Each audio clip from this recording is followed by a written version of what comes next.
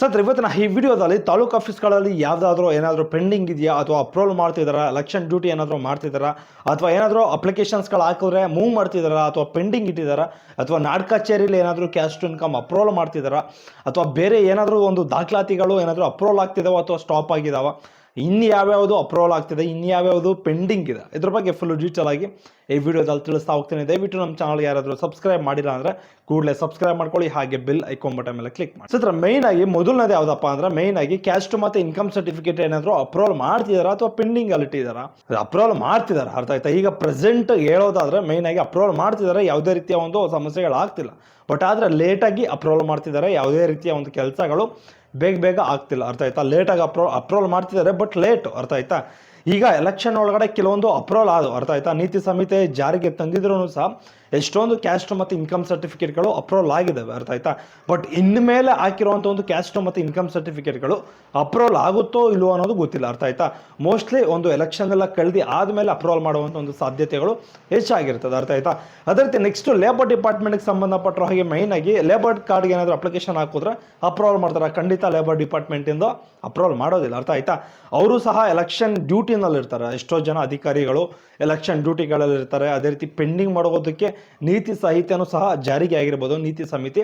ಅದಕ್ಕೋಸ್ಕರ ಏನು ಮಾಡಿರ್ತಾರೆ ಅಂದರೆ ಈ ಒಂದು ಕೆಲವೊಂದು ವರ್ಕ್ ಆಗ್ತಿರ್ತವೆ, ಇನ್ನು ಕೆಲವೊಂದು ಅದೇ ರೀತಿ ಪೆಂಡಿಂಗ್ ಇಟ್ಟಿರ್ತಾರೆ, ಅರ್ಥ ಆಯ್ತಾ? ಯಾವುದೇ ಕಾರಣಕ್ಕೂ ಸಹ ಅಂಥವನ್ನ ಅಪ್ರೂವಲ್ ಮಾಡೋದಕ್ಕೆ ಸಾಧ್ಯ ಆಗೋದಿಲ್ಲ. ಅದು ಒಂದು ನೀತಿ ಸಮಿತಿ ಜಾರಿಗೆಗೆ ಒಂದು ಒಳಪಟ್ಟಿರ್ತದೆ, ಅರ್ಥ ಆಯ್ತಾ?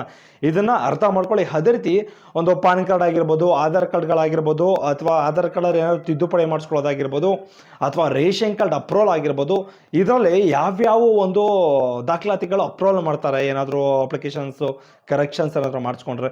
ಮೈನಾಗಿ ರೇಷನ್ ಕಾರ್ಡ್ ಅಂತೂ ದಯವಿಟ್ಟು ಅಪ್ರೂವಲ್ ಮಾಡೋದಿಲ್ಲ ಎಲೆಕ್ಷನ್ ಡ್ಯೂಟಿನಲ್ಲಿ. ಯಾಕೆ ಅಂದರೆ ಇದು ಎಲೆಕ್ಷನ್ ಟೈಮ್ನಲ್ಲಿ ಯಾವುದೇ ಒಂದು ಅಪ್ಲಿಕೇಶನ್ಸ್ಗಳು ಅಪ್ರೂವಲ್ ಆಗೋದಿಲ್ಲ, ಅರ್ಥ ಆಯ್ತಾ? ಈಗ ಪ್ರೆಸೆಂಟಾಗಿ ಹೇಳೋದಾದರೆ ಕ್ಯಾಸ್ಟು ಮತ್ತು ಇನ್ಕಮ್ ಸರ್ಟಿಫಿಕೇಟು ಇನ್ನು ಮೇಲಿಂದ ಅಪ್ರೂವಲ್ ಆಗೋದಿಲ್ಲ, ಅರ್ಥ ಆಯ್ತಾ? ಅದೇ ರೀತಿ ರೇಷನ್ ಕಾರ್ಡು ಅಷ್ಟೇ ಇನ್ನು ಮೇಲಿಂದ ಅಪ್ರೂವಲ್ ಮಾಡೋದಿಲ್ಲ. ಯಾವುದೇ ಕಾರಣಕ್ಕೂ ರೇಷನ್ ಕಾರ್ಡ್ ತಿದ್ದುಪಡಿನೂ ಬಿಡೋದಿಲ್ಲ, ಹೊಸ ಅರ್ಜಿನೂ ಬಿಡೋದಿಲ್ಲ, ಅದೇ ರೀತಿ ಅಪ್ರೂವಲು ಸಹ ಮಾಡೋದಕ್ಕೆ ಸಾಧ್ಯನೇ ಆಗೋದಿಲ್ಲ, ಅರ್ಥ ಆಯ್ತಾ? ಇದನ್ನು ದಯವಿಟ್ಟು ಅರ್ಥ ಮಾಡ್ಕೊಳ್ಳಿ. ನೀವೇನಾದರೂ ಅಪ್ಪಿತಪ್ಪಿ ಅರ್ಜಿನ ಸಲ್ಲಿಸಿದ್ರೆ ಕ್ಯಾಸ್ಟು ಮತ್ತು ಇನ್ಕಮ್ ಸರ್ಟಿಫಿಕೇಟು ನಿನ್ನೆ ಮೊನ್ನೆ ಏನಾದರೂ, ದಯವಿಟ್ಟು ಅದು ಪೆಂಡಿಂಗ್ ಎಲ್ಲ ಇರ್ತದೆ. ಏನಾಗುತ್ತೆ ಅಂದರೆ ಮೇನಾಗಿ ಎಲೆಕ್ಷನ್ ಕಳೆದ ಮೇಲೆ ನಿಮಗೆ ಸಿಗುವಂಥ ಒಂದು ಸಾಧ್ಯತೆಗಳು ಇರ್ತದೆ, ಅರ್ಥ ಆಯ್ತಾ? ಎಲೆಕ್ಷನ್ ಕಳೆದ ಮೇಲೆ ಆಟೋಮೆಟಿಕ್ಕಾಗಿ ಒಂದು 2-3 ದಿನದಲ್ಲೆಲ್ಲ ಅಪ್ರೂವಲ್ ಮಾಡ್ತಾರೆ. ಒಂದು 4-5 ದಿನ ಹೆವಿ ಅಂದರೆ ಒಂದು ವಾರ, ಒಂದು 15 ದಿನದೊಳಗಡೆ ಒಂದು ಕ್ಯಾಸ್ಟ್ ಮತ್ತು ಇನ್ಕಮ್ ಸರ್ಟಿಫಿಕೇಟ್ ಅಪ್ರೂವಲ್ ಮಾಡ್ತಾರೆ, ಅರ್ಥ ಆಯ್ತಾ? ಅದರ ಇನ್ನೆಷ್ಟೋ ಜನ ಇನ್ನೊಂದು ರೆಗ್ಯುಲರ್ ಆಗಿ ಯೂಸ್ ಮಾಡುವಂಥ ಒಂದು ದಾಖಲಾತಿಗಳು ಅಪ್ರೂವಲ್ ಮಾಡಿಸ್ಕೊಳ್ಬೋದಾ ಅಂತ ಕೇಳ್ತಾ ಇದ್ರೆ, ಏನಾದ್ರು ತಿದ್ದುಪಡಿ ಮಾಡಿಸ್ಕೊಳ್ಬೋದಾ, ಏನಾದ್ರು ಚೇಂಜಸ್ ಮಾಡ್ಕೊಳ್ಬೋದಾ, ಹೊಸದಾಗಿ ಅಪ್ಲಿಕೇಶನ್ಸ್ಗಳು ಹಾಕ್ಕೊಳ್ಬೋದಾ? ಆಧಾರ್ ಕಾರ್ಡು ರೆಗ್ಯುಲರ್ ಆಗಿ ಮಾಡಿಸ್ಕೊಳ್ಬೋದು, ಯಾವುದೇ ರೀತಿ ಸಮಸ್ಯೆಗಳಾಗೋದಿಲ್ಲ. ಅದು ಬಿಟ್ಟರೆ ನೆಕ್ಸ್ಟ್ ಪಾನ್ ಕಾರ್ಡು ಮಾಡಿಸ್ಕೊಳ್ಬೋದು. ಅದು ಬಿಟ್ಟರೆ ಒಂದು ಸಣ್ಣ ಪುಟ್ಟ ಏನೋ ಹೆಲ್ತ್ ಇಶ್ಯೂಗಳಿದ್ರೆ ಹೆಲ್ತ್ ಕಾರ್ಡ್ಗಳನ್ನ ಮಾಡಿಸ್ಕೊಳ್ಬೋದು. ಇದಕ್ಕೂ ಮತ್ತು ನೀತಿ ಸಮಿತಿಗೂ ಯಾವುದೇ ಥರದ ಒಂದು ಸಂಬಂಧಗಳು ಇರೋದಿಲ್ಲ, ಅರ್ಥ ಆಯ್ತಾ? ಇದನ್ನು ದಯವಿಟ್ಟು ಅರ್ಥ ಮಾಡ್ಕೊಳ್ಳಿ. ಅದೇ ರೀತಿ ಏನಾದರೂ ರೆಗ್ಯುಲರ್ ಆಗಿ ಏನಾದರೂ ನಾವು ಇದು ಮಾಡ್ತಿದ್ರೆ ಅಂಥವನ್ನೆಲ್ಲ ಅಪ್ಲಿಕೇಶನ್ಸ್ ಹಾಕಿಸ್ಕೊಳ್ಬೋದು, ಅರ್ಥ ಆಯ್ತಾ?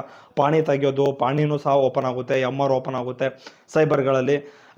ಅದು ಬಿಟ್ಟರೆ ನೆಕ್ಸ್ಟು ರೇಷನ್ ಕಾರ್ಡು ಪ್ರಿಂಟ್ಔಟ್ ತೆಗೆಯೋದಾಗಿರ್ಬೋದು, ಅಥವಾ ಕೆಲವೊಂದು ಸಣ್ಣ ಪುಟ್ಟ ಒಂದು ಸರ್ವಿಸ್ಗಳು ವರ್ಕ್ ಆಗುತ್ತೆ, ಅರ್ಥ ಆಯ್ತಾ? ಈಗ ಪ್ರೆಸೆಂಟು ವೋಟರ್ ಐ ಡಿಗೆ ಅಪ್ಲಿಕೇಶನ್ ಹಾಕೋದಾದ್ರೆ ಮೇನಾಗಿ ಅಪ್ಲಿಕೇಶನ್ನೇ ತೊಗೊಳ್ತಿಲ್ಲ.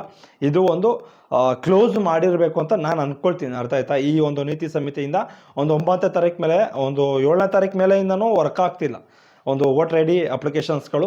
ಅಥವಾ ಕೆಲವೊಂದು ವರ್ಕ್ ಆಗ್ತವೆ, ಕೆಲವೊಂದು ವರ್ಕ್ ಆಗೋದಿಲ್ಲ, ಅರ್ಥ ಆಯ್ತಾ?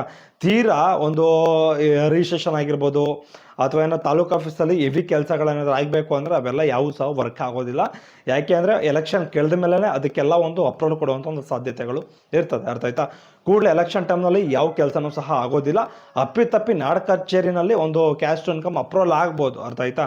ಅದು ಬಿಟ್ಟರೆ ತಾಲೂಕು ಆಫೀಸಲ್ಲಿ ಅಂತೂ ಯಾವುದೇ ಕೆಲಸಗಳು ಆಗೋದಿಲ್ಲ. ನೀತಿ ಸಮಿತಿ ಒಂದು ಜಾರಿಗೆ ತಂದರೆ ಎಲ್ಲನೂ ಸಹ ಸ್ಟಾಪ್ ಮಾಡಲೇಬೇಕಾಗುತ್ತೆ. ಅದರಲ್ಲೂ ಲೇಬರ್ ಡಿಪಾರ್ಟ್ಮೆಂಟಲ್ಲಂತೂ ಅದು ಯಾವುದೇ ಕಾರಣಕ್ಕೂ ಅದರಲ್ಲೂ ಸಹ ಅಪ್ರೂವಲ್ ಮಾಡೋದಿಲ್ಲ, ಅರ್ಥ ಆಯ್ತಾ? ನೀವು ಹೊಸ್ದಾಗಿ ಅರ್ಜಿ ಹಾಕಿದರೆ ಅಥವಾ ಒಂದು ರಿನ್ಯೂವಲ್ಗೆ ಹಾಕ್ಕೊಂಡಿದ್ರೆ, ಏನಾದರೂ ಅಪ್ಲಿಕೇಶನ್ಸ್ಗಳು ಹಾಕಿದರೆ ಅದು ಪೆಂಡಿಂಗ್ ಎಲ್ಲ ಇರ್ತದೆ.